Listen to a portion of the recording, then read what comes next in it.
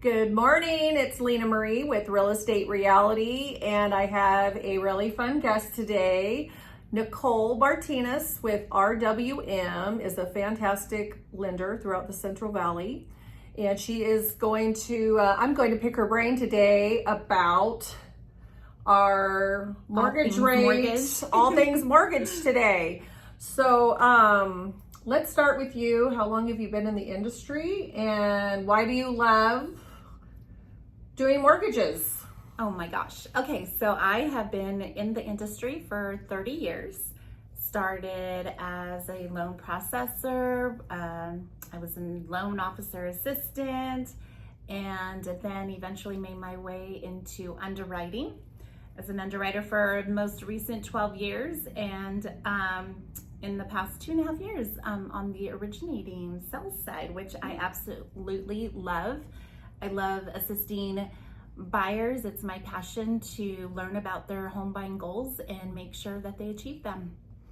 That's awesome. So do you like it more just because you get to work more one-on-one? The interaction, for sure. Because when you're originator, you just in the back. When you're underwriting, yes, you're kind of behind the scenes. You still get to be a part of it, but not so much because you're still helping the loan officer make that loan, happen. So, Yeah. Well, good. So in our current market right now, are you seeing more buyers hold back a little bit because of the rates still, or do you see more people in the realization that, hey, it might be a good time to buy? What are your thoughts on that? I see both. Okay. So I do talk with potential buyers that are a little more apprehensive. They want to know more about, when will the rates fall, because they listen to the headlines. Which is bad. Yes, they listen to the headlines. They listen to family, friends, grandpa, dad, mom.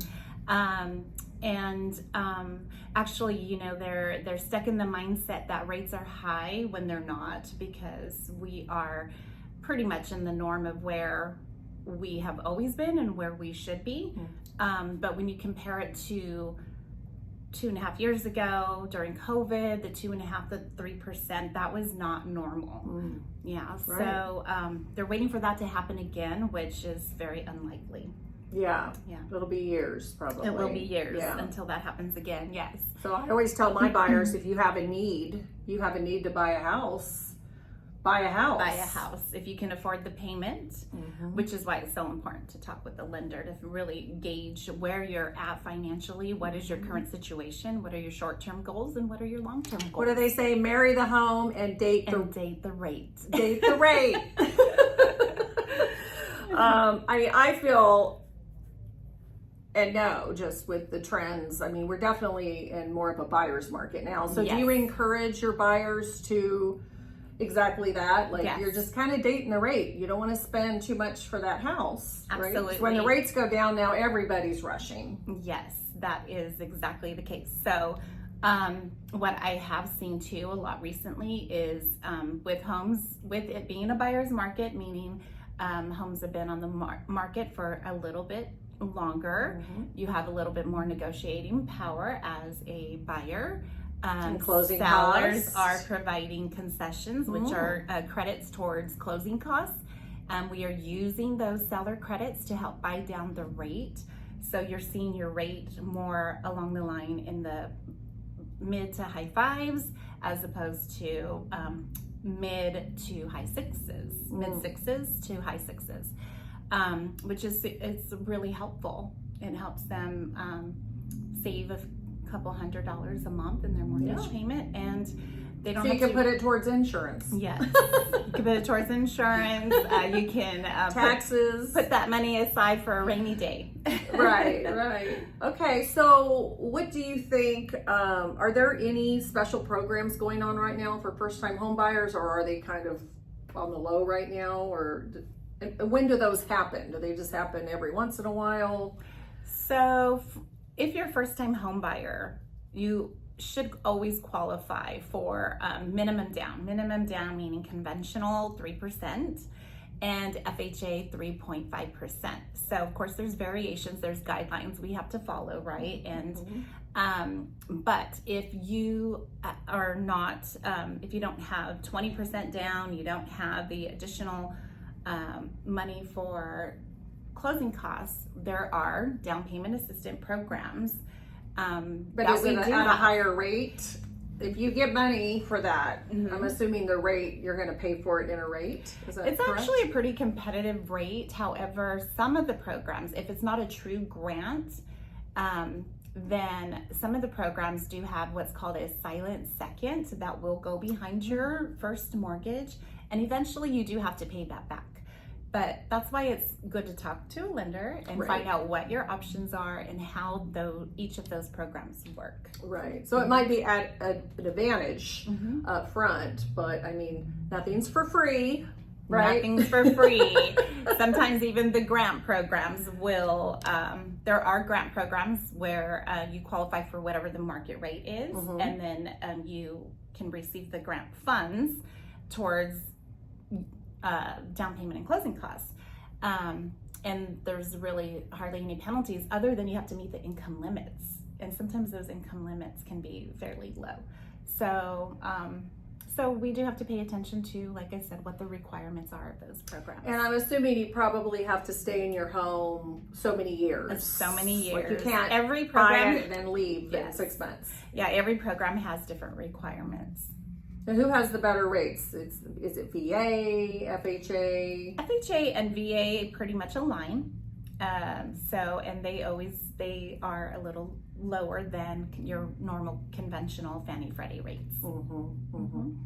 So I want to talk a little bit about the first-time home buyers and how important it is to, well, number one, of course, as your real estate agent, it's very important who you choose, right? That they have all your, this is where sometimes I get all your needs at bay, and they have your best interests. It's very important that you choose a very, very experienced lender. And you make sure you just don't get a pre-approval, you get a underwritten pre-approval. Let's talk about that. Tell how important it is to make sure that you are locked and loaded before you go out to purchase a home. Yes, so there is a difference. So there's a pre-qual and there is a pre-approval. And then you have an underwritten pre-approval as well. So there's three different ones. Pre-qual, if you just call Loans a R big Us. box bank, you decided to apply online, Yeah. and all they did was run your credit and issue you a pre-approval letter, which they're telling you it's a pre-approval letter. But they haven't asked for your bank statements, your pay stubs, your W-2s. They haven't verified They anything. haven't had a discovery call with you to find out your wants and needs. Or if you're a real person. Yes. Or you have a job. Then that pre-qual letter could get you into some trouble. Yeah. Because I have had clients come to me, or realtors come to me and ask me to help them because they are in a pickle, in escrow, and now they're not hearing back from the lender, or now they're being told they don't qualify. So it is so important to know the difference between a pre-qual and a pre-approval. A pre-approval, you would have already had the discussion in person or over the phone with your lender, discussed your goals, your home buying goals, where you want to keep your payment at. You should have received a loan estimate to go over all the fees and your estimated cash to close, and be fully educated with the process and the necessary steps that take place. There are also, like, for instance, RWM, we offer a certified pre-approval, which means that in addition to being pre-approved, which you know you are when you meet with me, because I was an underwriter for 12 years, so She knows her stuff. So when I issue a pre-approval, I feel very confident that we're not going to run into any issues. However, through the company that I work with, we do offer pre-TBD pre-approvals, which means even after I pre-approved you and you're shopping, I'm already submitting your loan to underwriting to have your credit, income, and assets reviewed, and then we issue a certified So pre-approval. TBD is to be determined? To be determined. Property, sorry.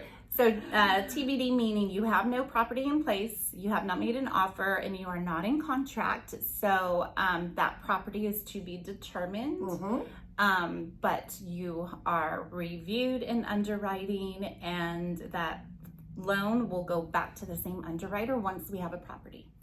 Right. You're getting ready for the race. Yes. Which is very important. I think a lot of buyers and agents rush. Like they don't even meet their clients prior to showing properties. And then, I require that everybody come in my office and we sit down and talk about it. And I want to know about their lender and what type of pre-qual or pre-approval they have. Right. Because it's, especially in a competitive market, it could slow you down. And if you don't have the right team and pre-approval and you're not underwritten, the listing agents are going to hesitate because they're going to call. I know I call when I get offers on my listings. I call all the lenders to see, number one, if they answer their phone, number two, to verify the type of pre-approval it is, if they didn't send all the the findings.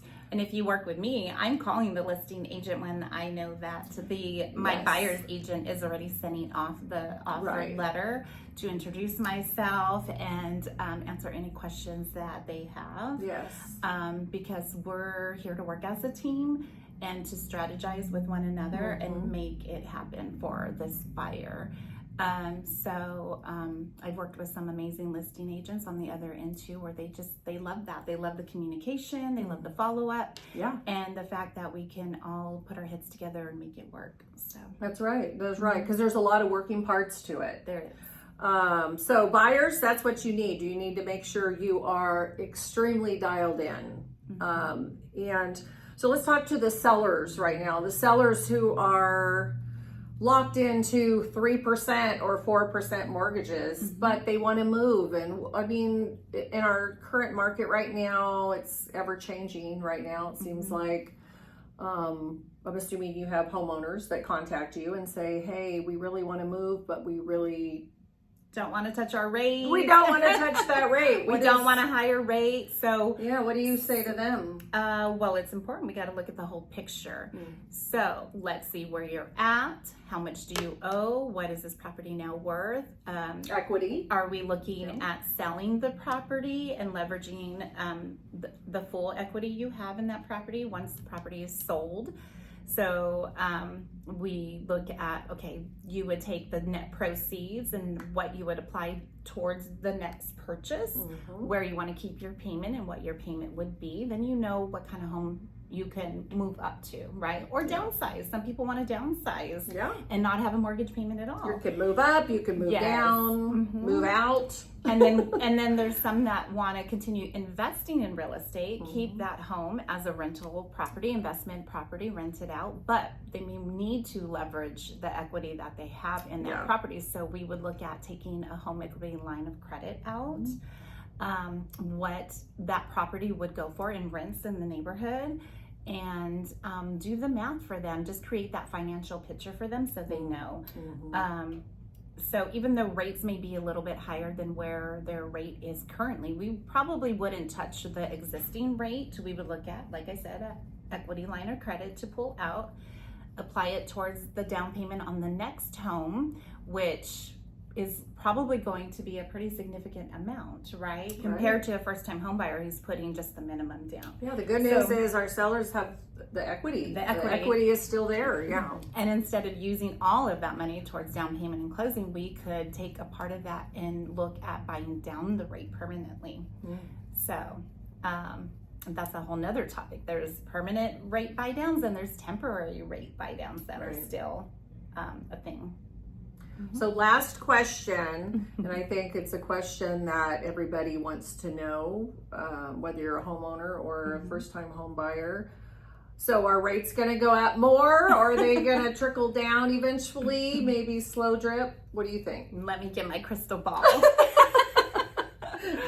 I Come on now, we're I gonna love hold you this to it. question. I love this question. We don't know. Right. I mean, I don't know just as much as you don't know Yeah. but The it's market's my gonna go, duty to, as your lender, an advisor, is to watch the rates daily. So And keep you informed. Yes, and keep you informed. So it is anticipated for rates to come down. They were anticipated this year. But we don't know. And if they do come down 0.25%, is how much of a difference will that make in your payment? Right. And so that's something that you should be discussing with your lender.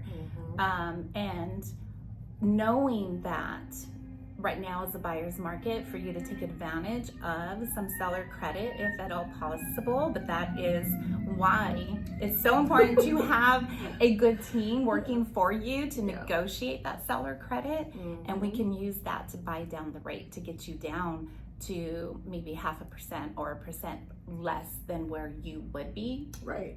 That makes sense. Yeah. Too, because you got to think about it. If you're buying a home and now all the rates, let's say tomorrow, shoot down to 4%, what's going to happen with, the properties? I mean, there's going to be multiple offers. Oh, gosh. There's You'll gonna, be back during You're going to be driving up the prices of the property. Yeah. So now you're paying too much for the property, and so I like to use the analogy of Black Friday, right? So do you like to shop on Black Friday? Do you like the rush of the competition, and maybe that product may not be available because it's going to run out? There may be 20 more people in line before you. you're going to beat each other up. And that's the same thing we experienced during COVID, right? Yeah. When the rates went down to the 2.5–3%. So much competition. So the bottom line is, if you can afford the payment, if you have a conversation with the lender and discuss your short-term, your long-term goals, and figure out exactly what necessary steps you need to take, and you have a plan set, you're going to feel comfortable about making that decision. Yes. I hear so many times, I'm scared, I don't want, or I have the fear of being rejected. It is so much more easier to buy a home than to get a credit card Or buy a car. or buy a car. And don't buy a car when you're trying to buy a home. Exactly. It's just all about being prepared. It is. It's a wonderful journey if you have a good team. You have someone that, I mean, it doesn't happen overnight, but it happens a lot easier when you're prepared. And you have a great realtor partner, lender partner, and it just all falls into place.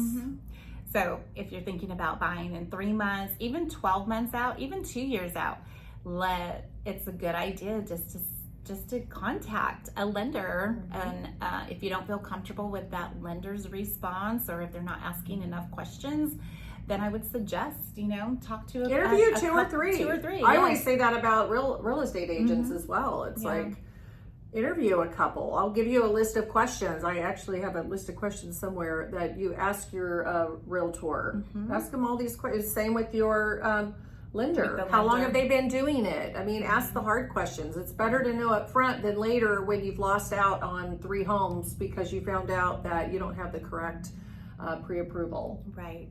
Yep. So, It well, is thank true. you so much. Thank you for having me. Your adult. And a fun fact about Nicole, she loves charcuterie. Little side hustle. I do charcuterie boards, grazing tables, and adult Lunchables. Yeah, so she's for hire for that too. Yes. So, well, thanks everybody for listening to the end of this podcast, and I will put Nicole's contact information on the YouTube, and we hope to help lots of people get into their dream homes. Thank you for having me. Absolutely. Ciao. Bye.